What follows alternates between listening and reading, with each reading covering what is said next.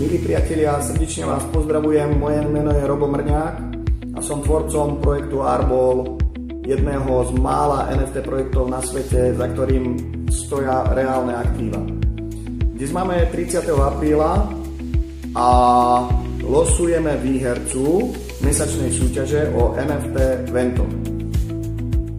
Takže tu pustíme si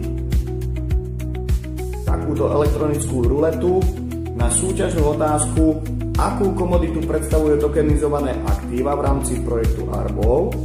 Odpovedalo správne 11 z vás na našich kanáloch v rámci YouTube, Instagramu alebo Facebooku.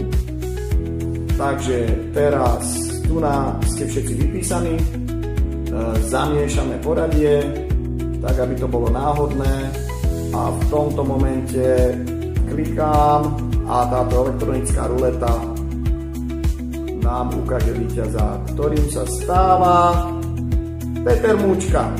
Takže Peťo, gratulujem,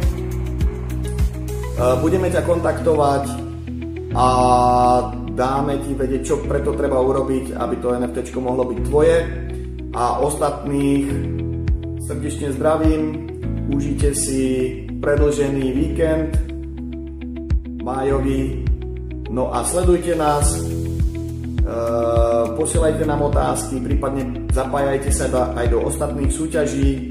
Vždycky losujeme 4 týždňové otázky a výhercov a súčasne jedného mesačne.